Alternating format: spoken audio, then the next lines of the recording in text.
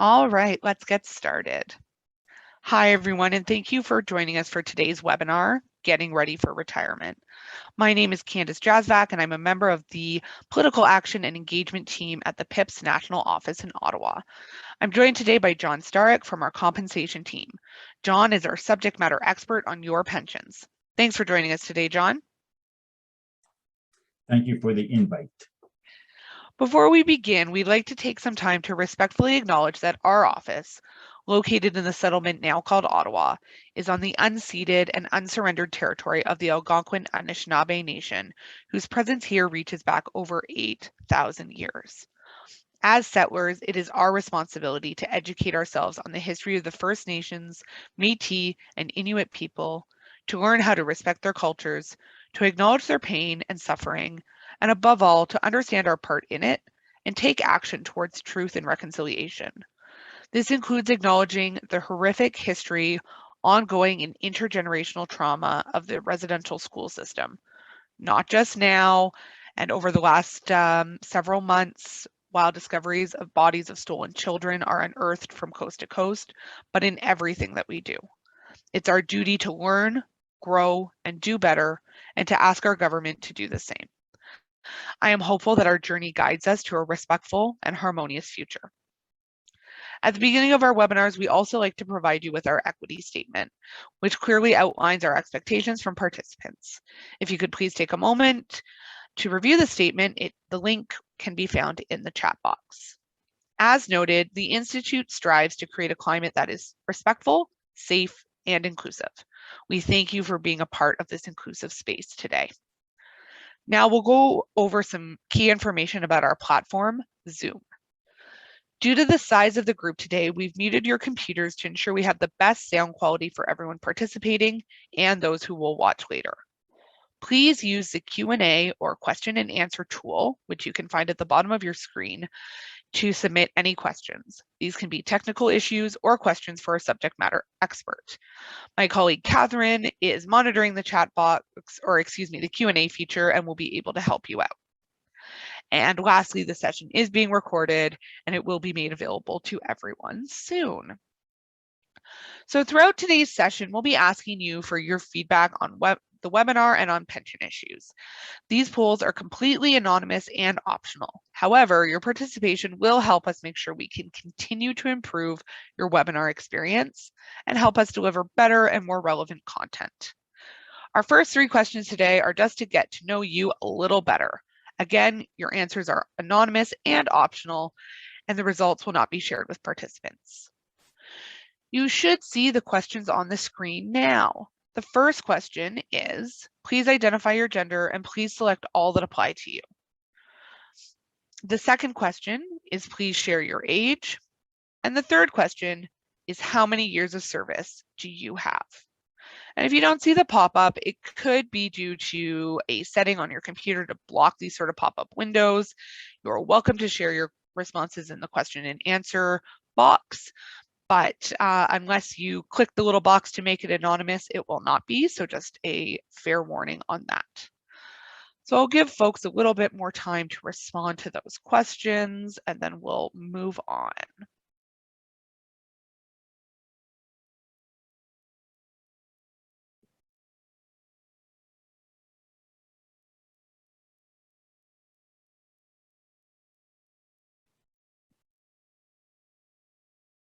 All right, we'll give folks a few more seconds. So if you haven't responded yet, please do.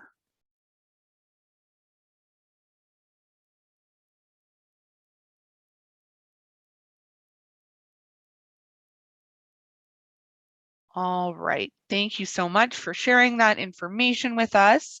And we will have more feedback opportunities and polls like this throughout the session. So let's look at today's agenda. Following a quick review of your pension plan and how it works, we will look at our suggested timeline for retirement. We'll take a look at the steps you will need to take, all the way from just thinking about retirement, all the way through to post-retirement. Then we'll answer your questions and connect you with the resources you'll need when getting ready for retirement. And before we dive into this agenda, it's important to note that this webinar is an overview of what you should consider when getting ready for retirement, and it's designed to give you a general understanding. You should always review information on the Treasury Board's website and contact the Pension Center before making any major decisions related to your pension. So let's get started with a quick review of your pension plan. For those that attended our introductory Understanding Your Pension session previously, this will be a bit familiar. We continue to offer those sessions regularly, and we encourage you to attend or watch the recordings available on our website. John, could you give us a quick overview of the Public Service Pension Plan? Sure, and welcome everyone. So all members invited to today's session are members of the Public Service Pension Plan, commonly referred to as the PSP. This plan is a defined benefit pension plan and a most common plan amongst our members. Over the course of your working life, both you, the member, and the employer make roughly equal contributions to the pension plan. Those funds are then invested, and upon retirement, your pension is paid from those investments. So your pension is essentially forced savings on your part and deferred salary on the part of the employer. And a defined benefit pension plan, like the Public Service Pension Plan, those are considered kind of like the gold standard for workplace pensions. Is that right? Yes, that's right. With a defined benefit pension, your income at retirement is basically guaranteed. When you retire, you will receive a regular, determined annual income until your death. And then there are provisions for your spouse or dependents. It is up to the employer to ensure that the pension fund is able to pay your retirement income. This means that the employer takes on any risk associated with the investments, market fluctuations, etc., to ensure the fund is able to pay all of the pensions. Great. Now, sometimes we refer to Group 1 members and Group 2 members when we're talking about the PSP. John, could you remind us what those groups refer to? Yes. So Group 1 refers to members hired on December 31st, 2012 or earlier. And Group 2 refers to members hired January the 1st, 2013 or later. Both groups are members of the same pension plan, so all the details of how the plan functions are the same for everyone. The key difference between the groups is the normal retirement age. For Group 1 members, the normal retirement age is 60, and for Group 2 members, the normal retirement age is 65. And normal retirement age refers to the plan's expected retirement age. So the pension calculations are based on that age. And of course, that difference impacts the early retirement age for each group as well. And why did that change happen?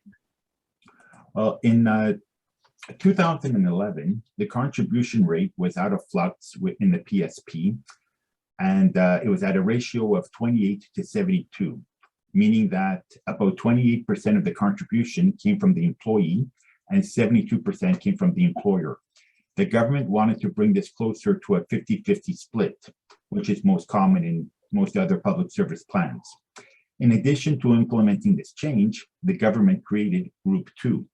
And it's important to note that Group 2 regular contributions are actually a bit lower since their benefit period is shorter with a later retirement age 65. Okay, that's interesting. So when I'm looking at the table on the screen, what does the YMPE acronym mean? Yes, pensions, we love our acronyms. YMPE stands for Years Maximum Pensionable Earnings. Every year, the CRA comes up with a YMPE based on the average Canadian income. For example, this year, it's gone up to 64,900. Before the CPP or QPP was improved in 2019, it provided up to 25% of your lifetime average salary, in other words, up to the YMPE. The PSP is integrated with the CPP QPP benefit, meaning it assumes that you'll be getting 25% of your pre-retirement salary up to the YMPE from CPP or QPP. So as such, you actually pay a bit less into the public service pension plan up to this amount. That's why you will see a lower amount. But one thing you need to note, though, is that the government it's improving the CPP-QPP up to 33% instead of the current 25%. But the public sector pension plan did not change. This means you'll reap the entire benefit above the 25%. Oh, that's great. So with that in mind, let's take a look at our suggested timeline for retirement. John, could you walk us through that? Sure. We have broken down the timeline into 4 steps. We recommend getting started at least 5 years before you expect to retire. Wow, why so far in advance? Well, retirement can be an exciting prospect, but it can also be nerve-wracking. It's a huge change that impacts all parts of your life, from your day-to-day activities, to your family dynamic, to your finances. Getting started early so you have a good idea of what to expect when it comes to your pension can alleviate some of the stress, as well as you get closer to your retirement age. Everyone's situation is different. Some people may have multiple workplace pensions or RRSPs to line up. Others may have unpurchased pensionable service like buybacks or other leaves without pay during their career. But having a clear sense of what your pension looks like and your options for making changes well in advance is important. And we'll get into that in a bit more detail later on. All right, well, that makes sense to me. Do you have any general recommendations for members who are more than 5 years away from retirement? Absolutely. I would suggest that they also check their retirement savings regularly, whether it's their workplace pension with the PSP, their RRSPs, TFSAs, other investments. Time is your greatest asset when it comes to saving for retirement. So you can identify any gaps in your savings plan, and you have enough time to make those adjustments. But as I stated before, everyone's situation is different. We have different needs, retirement goals, and sometimes it can be tough to save. So when it comes to your workplace pension, the best resource for information is your pension, the pension center. And if you're looking for additional advice, you can also contact your financial institution, like your bank or credit union, or a financial planner, or the people at the Retirement Planning Institute. Okay, thanks for that, John. Now let's take a look at that first step. Sure. As I mentioned before, you should start this step about 5 years before your expected retirement date. This is so that you have a clear understanding of what to expect from your workplace pension when you retire, and you can make your plans accordingly. And you should start by contacting the pension center. So you also want to make sure that the pension center has all your correct information.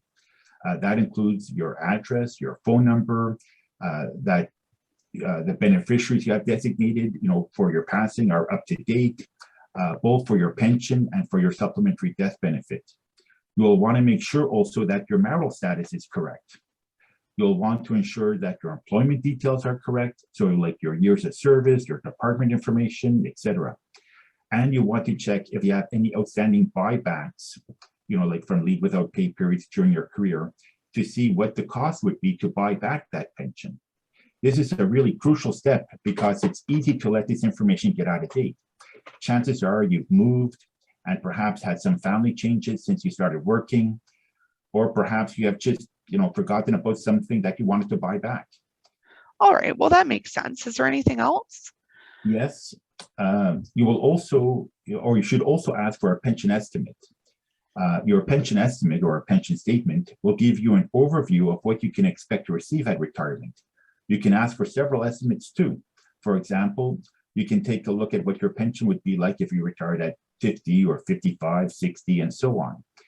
And if you have unpurchased pensionable service, you can also see on how buying that back would impact your pension. Oh, okay. Well, that's really great. So I guess that helps you pick your retirement date. Exactly.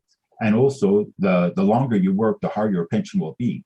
However, there are other factors to consider, such as your family situation, any care obligations, if you want to travel, working expenses, your health. So getting the several different estimates at different times can really help you weigh your options. So what's step number 2? Step number 2 is probably the most straightforward, confirming your retirement date. While you are formally required to give only 3 months notice, we always recommend giving more where possible. Of course. So does my actual retirement date make a difference? I know we're often asked if the time of year or time of month has any impact. Well, when you choose to retire, it's really a personal decision. So you should do it whenever you think it makes most sense for you. It doesn't really matter what time of year you retire, as any indexation, cost of living increase, will be prorated. But we do have a recommendation for when you should retire during the month. Oh, all right. Well, that's interesting. So let's see what folks think that recommendation is. So we're going to do a quick poll, and you should see it on your screen now. When do you think is the best time to take your retirement during a month? Your options are the first of the month, mid-month, and the last day of the month. And I'll give everyone a few moments to answer. And once again, I'll remind folks that if you don't see the poll on your screen, it could be due to a pop-up blocker, but you can share your response in the Q&A if you'd like to participate.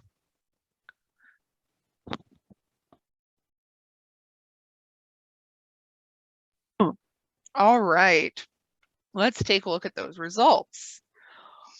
So it looks like the vast majority of folks are leaning towards mid-month, followed by the last day, and then there are a few folks who are thinking about the first of the month. John, what's the recommendation? Well, what you have to consider is that your vacation and benefit entitlements for each month is based on the fact that you have worked at least 10 days in the month. So you'll likely want to hit that threshold. However, and perhaps most importantly, your post-retirement benefits, if you choose to enroll in them, do not begin until the first of the following month. So your retirement, retiring mid-month minimizes the period when you won't be covered by the public service healthcare plan. And at most departments, you'll be covered retroactively by the post-retirement benefits if you enroll within 60 days of retirement. In that case, it doesn't really matter. There's no break in coverage. However, post-retirement health and dental benefit eligibility varies from one federal department to another. The Pension Center can advise you of these options for your post-retirement benefits. But one way to avoid these hiccups with your health and or dental coverage is to make sure you start the process early and submit the forms as soon as you're allowed to. And it's important not to set your retirement date for the last day of the month either, because if that falls on a weekend or a holiday, you actually roll into the first of the month. Oh, all right. So once you've picked your date, who needs to be notified? Well, your manager should be notified first.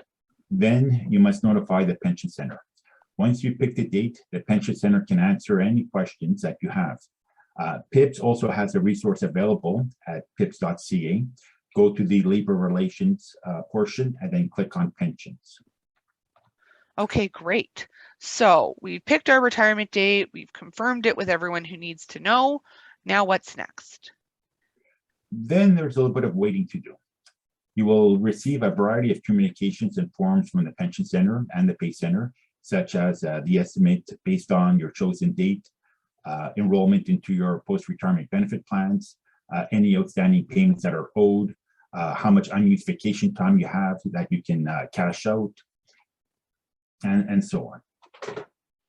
How long should members expect to wait to receive those things? That really depends, and it's hard to give an estimate. That being said, you should follow up with your manager to ensure that they have submitted the notice of your retirement onto compensation and ensure that everything is on track. And once again, if you have any questions or concerns during this process, you can contact the Pension Center for an update.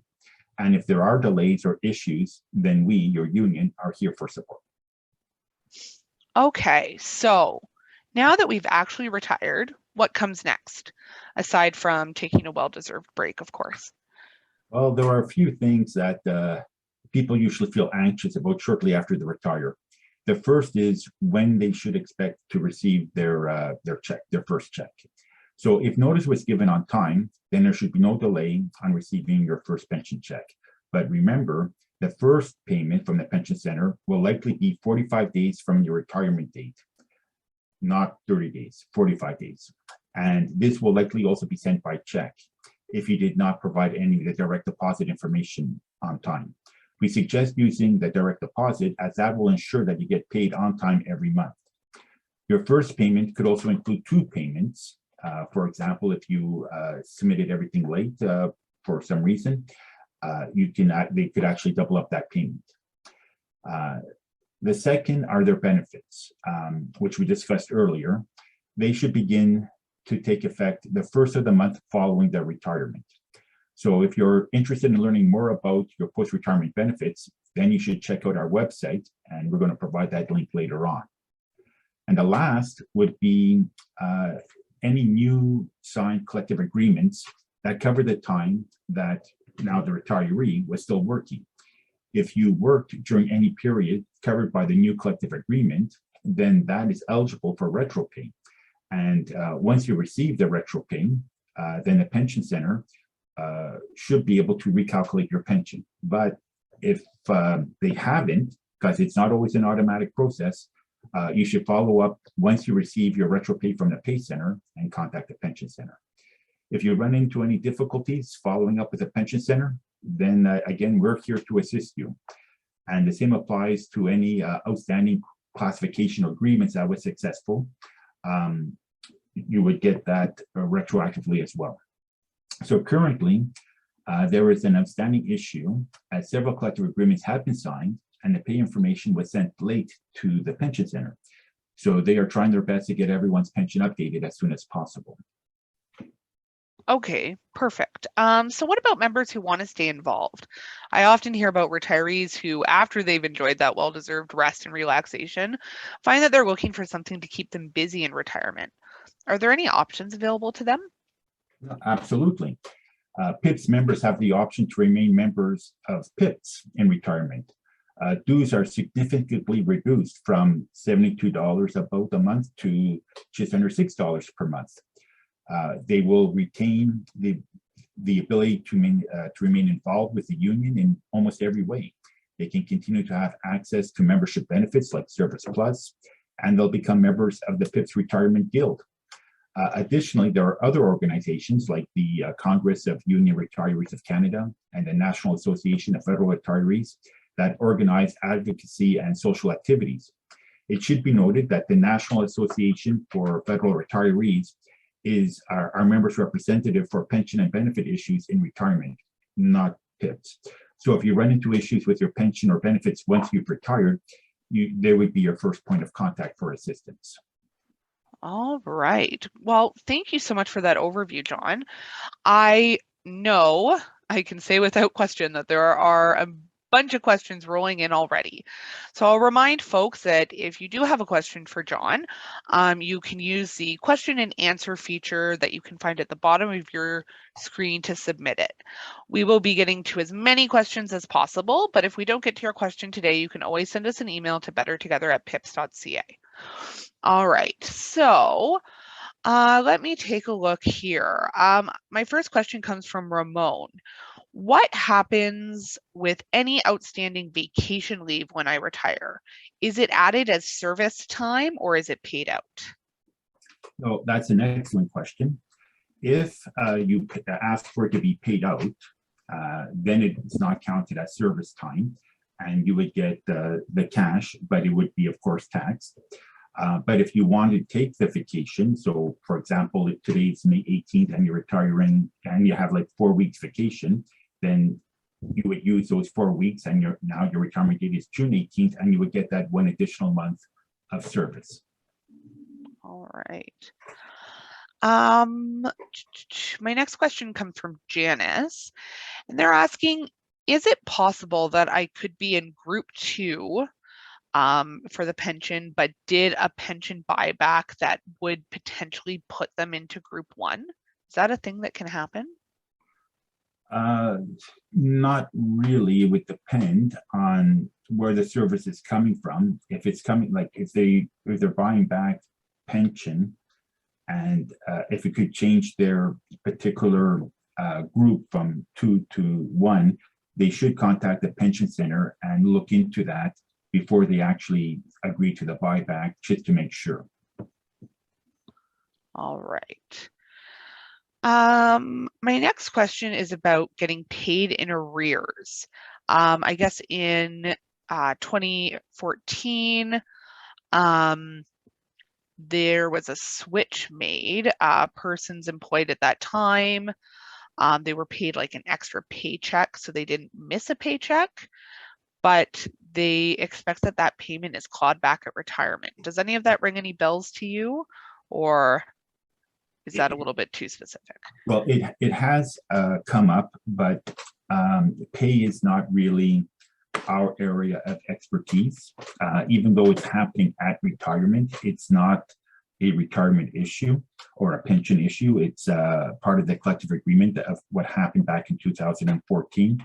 So the member or members that have that particular concern should contact their PIPS Employment Relations Officer. Okay, perfect. The next question is from John. John is noting that 6 months notice for the pension center in terms of choosing your retirement date seems really long. They were thinking more of like 4 months notice and are looking to see if that's a problem. 4 months is fine, as we, we always say the longer the better. At least 3 to make sure nothing goes wrong. So 4 is perfect as well. Okay, great. This is a really good question. How is pension indexing applied? So for example, if someone is retiring in September with a $50,000 pension, how would the cost of living increase be applied to them? Okay, so first, the CPI, the cost of living index, is decided every October, November for the following year. Okay, so right now in 2022, in October, November, they're going to decide what the cost of living index would be for this year. And let's just say, because inflation's going up, that is going to be 3%. Okay, generally it's been lower than that, but we'll say 3%. So in January, the first pay at the end of the month of January, everybody would have a 3% increase to their pension. So it'd be 3% on the entire pension. But if you had retired in 2022, then you're prorated for how much of that 3% you would get. So if you retired halfway through the year, then you would get half of that 3%. Okay, but the following year, because now that member has been retired for a full year, then they would get the full indexing, and the indexing is on the full amount. On if their pension is 50,000, they would get 3% of 50,000, which would be, I guess, I can't do the mathematics in my head right now, but that's fair. and that would be added to the pension, and that pension would go on for the rest of the year, and then the following year they'd be indexed again. It wouldn't be indexed on the 50,000; it's indexed on the 50,000 plus whatever the indexing was from the year before. Right. So it's like a cumulative over time. Exactly. Okay. My next question comes from Daniel. Is the number of years of service include time in the military? Okay, so that's one of those questions which is a little bit difficult to answer, because if a member was in the military and they transferred over to the public service and they transferred their pension from the military to the public service, then that is counted. But if they didn't transfer it and they just became a member of the public service, then those years of service aren't counted. But for the overall 35 years that a member can work, it would be counted.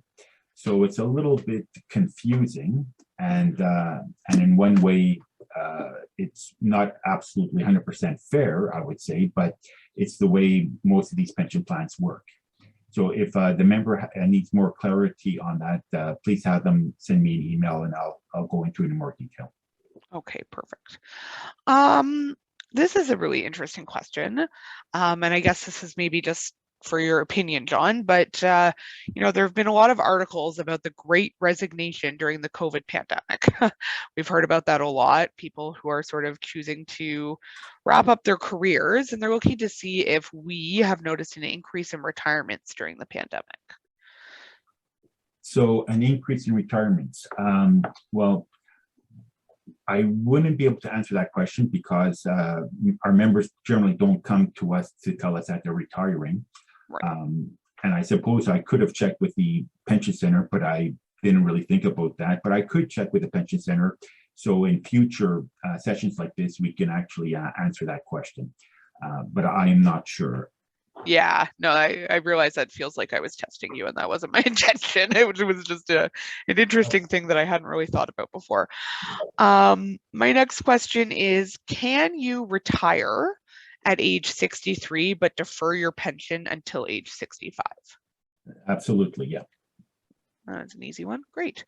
All right, my next question is about Phoenix.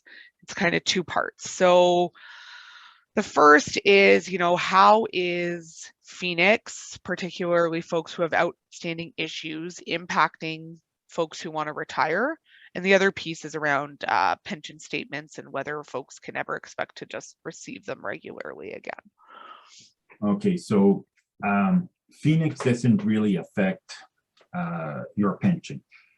It could screw up your pension because you might not have the most accurate salaries being reported, but the pension center is not going to penalize you for that. They don't want you to hold off retiring. If you want to retire, you should retire, and they're going to calculate your pension to the best of their ability. And once Phoenix or the pay center corrects your pay information, the pension center will make any corrections that are required and pay you back for anything that was missing. So that's not an issue, except that it would be a little bit messy and you wouldn't get your correct pension maybe right away. But generally speaking, when a person is retiring, the pay center does go into much more detail looking into all the salaries to make sure it's correct. So I can tell you that from sitting here for the last 5 years of Phoenix issues, there's only been 1 or 2 members that have come to me saying that it was calculated incorrectly. But both of them came back to me after we worked with them to say that the matter was resolved to their satisfaction. Great. Oh, well, that's good news. The second part, as to when we can receive the annual pension statements, I know the pension center wants to send them out.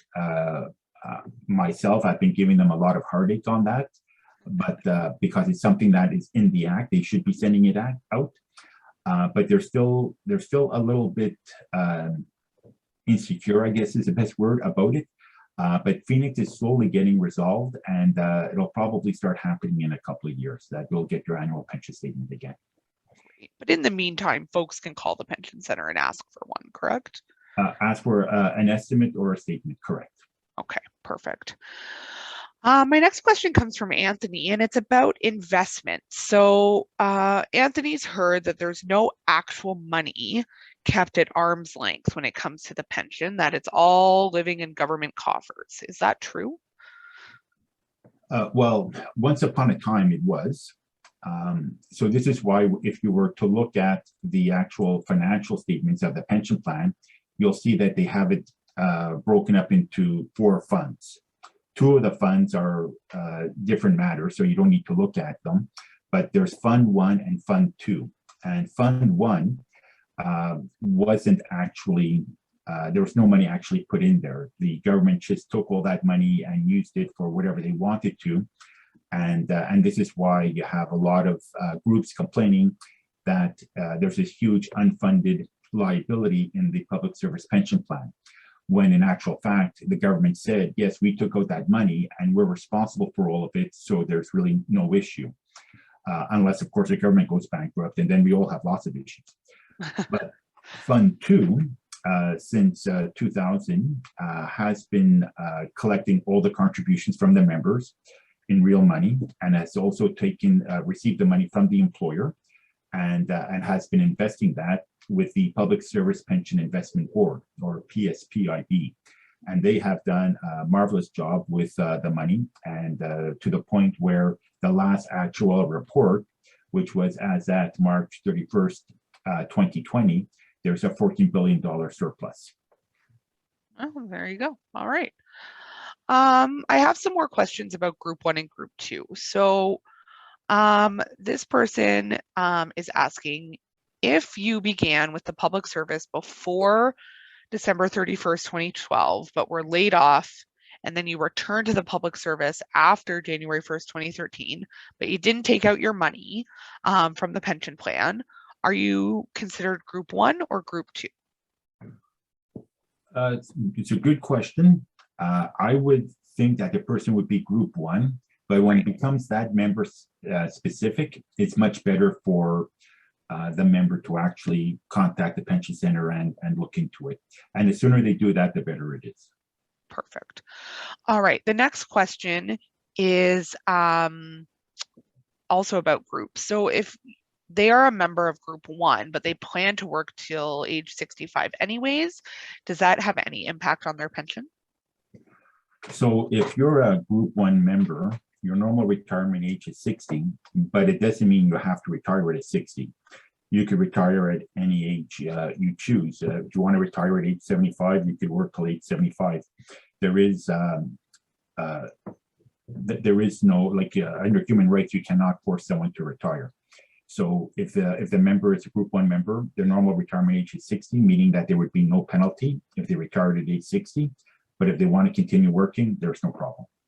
But they cannot accumulate more than 35 years of service. It's capped at that. Okay, so that leads into a few other questions that I'm seeing here. So if someone reaches sort of their 35 years of service before reaching that regular or early retirement age, because they started obviously working with the public service when they were quite young and they've racked up their 35 years, do they have to wait until the early retirement age to retire, or can they retire even earlier? They can retire earlier because they'll have their points. So what they should be doing is contacting the pension center and asking for a pension estimate as at their earliest retirement date. And then the pension center would calculate that for them and indicate what their pension would be at that date. Mind you, that would still just be an estimate, because if it's a few years in the future, the member will be getting, salary increases, etc., which will increase their pension. But at least they'll have an idea of their earliest retirement date. Okay. So I have one question from someone asking if they can buy back a year of service from way back in 1998. Is that still possible, and is it worth doing? Okay, so there's usually no limit as to how far back you can go. So the person should, like, unless it's something that's not eligible to buy back. But if it's like it was a maternity leave or something like that, it's likely possible to buy that back. Of course, it would be more expensive because it's from so long ago. Because at that point, the person was probably not earning so much, and the buyback is done at your current salary level. If it's worth it or not, the Retirement Planning Institute has said that like 95%, if not more of the time, it's worth it. What I would suggest the member do is ask for 2 pension estimates and the buyback cost. And one estimate would be with buying back, and one estimate would be without buying back. And then they can see, looking at the cost, and do their own analysis. All right. This question comes from Kevin, and it's a good one. So when you're looking at picking your retirement date, should you be thinking about aligning that with your annual increments in your collective agreement? It's not really necessary, because let's say your annual increment happens in April and you want to retire in May, but you haven't got the back pay in the meantime. It's just like with a collective agreement, when it's signed, if it's retroactive, you would go back to the pension center and say, by the way, the last 2 years when I was working, my salary wasn't 85,000 because I got the back pay with the new collective agreement. My salary was now really 89,000, which increases my average 5-year salary from 85,000, for example, to 86,000. And the pension center will just recorrect all that and send you any money that is owed. Okay, perfect. This is a good question from Alice. If I have 5 or 6 months of vacation banked, and we know there are more folks in this boat due to the pandemic, should I use up that vacation time before I notify my manager of my retirement? And is there any sort of legal minimum time to notify the manager? Yeah, that's not a question really for me. I wouldn't know the answer to that. With respect to like any type of legal requirement that, and collective agreement, and it's between you and your manager or you and the employer, that's something you might want to run by the ERO, the Employment Relations Officer at PIPS. But as for like, you want to cash out that vacation or use that vacation to add extra pensionable service, that's a personal choice. And again, you could ask for 2 estimates, one where you would not have that additional 6 months, for example, and see what the difference in pension would be. And then, is it worth cashing out that vacation, or is it better to leave it in there? It's a personal choice. All right. I have a question from Kim. For those folks who are more than 5 years from retirement, is there any reason to request the estimate or the statement from the pension center rather than just using the online calculator? And I believe Kim is referring to the one that's in the,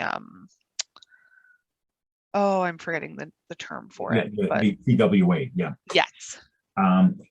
I always recommend to our members when they call me and talk to me that it's a good idea every year, because you're not getting your annual pension statement, to call the pension center and get a snapshot in writing, just for your records, because a lot of people will lose their pension statements or whatever, and so it's good to have an extra one just so that you know where you're at. Because even if you're 40 years old or 45 years old, it's still a good idea to know and plan your retirement. Just a quick story, I have a lot of friends that plan for 2 years when they're going to Europe or down south, and they're only going to be doing that for 3 weeks or something. And yet their pension, which, they're going to be retired for hopefully 30 years, they walk into almost blindly. So definitely, follow up with your pension every year. And, and that would include like then looking at your RSPs or any other savings, so that you can plan and make sure that when your retirement does come, that it's not going to, it's going to be something that's going to make you happy and you're not going to have any financial problems. All right. Here's another really good question from Remo. What happens to my pension if I quit before I retire? Okay, so it depends on your age. Okay. And it's also a choice, because when a person decides to terminate with the federal government, they will be given options. And one of those options will be to take the transfer value or the present value of their pension, which is going to be calculated by the pension center, and they can put that into a locked-in RRSP. And some of it will be locked in, some of it won't be locked in, and some of it will be cash. The cash, of course, will be taxed. And or they can take a deferred pension. Now, if they take a deferred pension, then when they do reach their normal retirement age, if they're a group 1, age 60, for example, or if they wanted to retire early at age 55, they would just call the pension center and they would say, here was my PRI, I terminated 10 years ago, etc., and their pension would start. It really is a personal choice, but if you take your money out, you no longer have anything to do with the government, so you cannot get post-retirement benefits. Whereas if you leave the money with the government, you're not getting any benefits while you're, the deferred period of time, but once you start your pension, you would be eligible to start with health and or dental benefits. So it's really a personal choice. All right. We have time for just another question or two. This one I'm going to ask because I'm actually kind of curious as to the answer. I've seen it come up in the questions a couple of times. Do you know what the 85-year rule is? So it's the 85 points, and basically it's age 55 and 30 years of service. Could you explain that a little bit more? So if a person in group one has, because this is a group one rule, not group two, it would be a 90 rule. If you're age 55 and have 30 years of service, you can start with an unreduced pension immediately. Whereas if you don't have the 30 years of service, you still retire because it's early retirement, but you would be slightly penalized. So if you have that 85 points, then you would not be penalized. I see. And to get an estimate for that, you would contact the pension center and find out. Got it. Thank you. All right, we're gonna go with one more question. And it's so hard to pick them because they're all so good. Here's one. Is acting pay pensionable?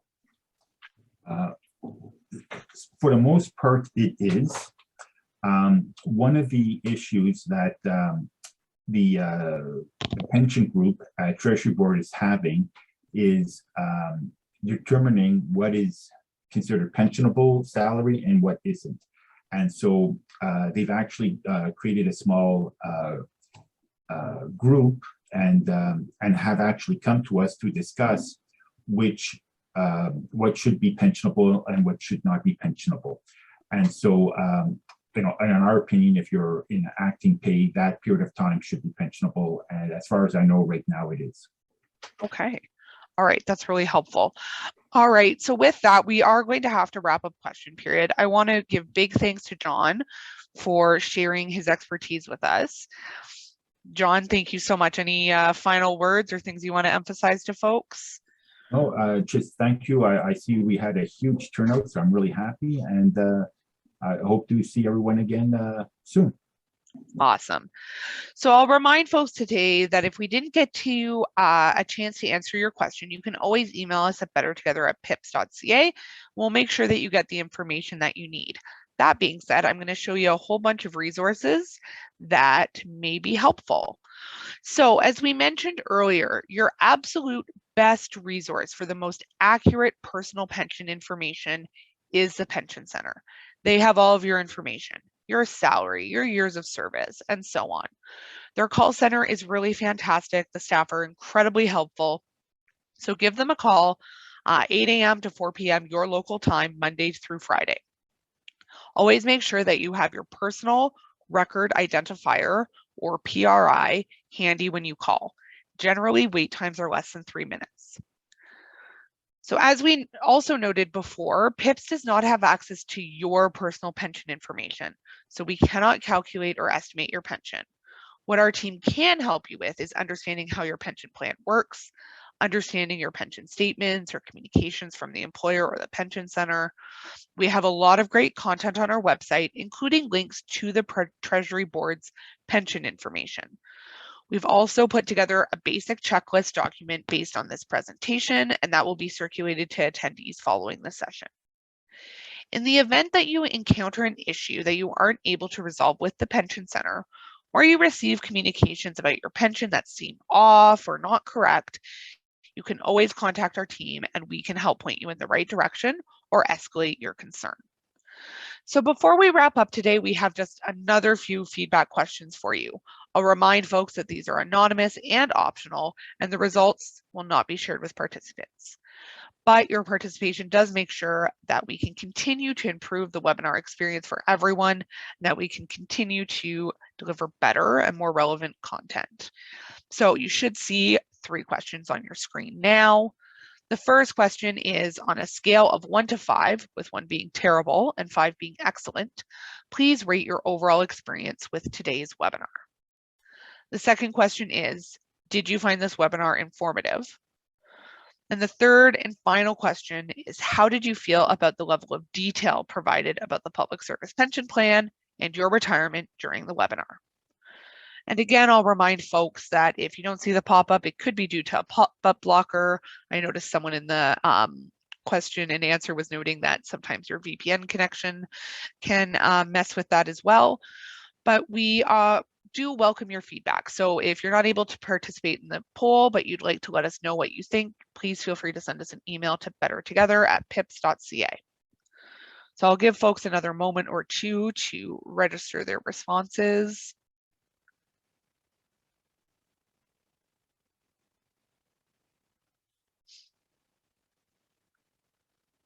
All right, just another couple seconds. So if you haven't answered yet, please do.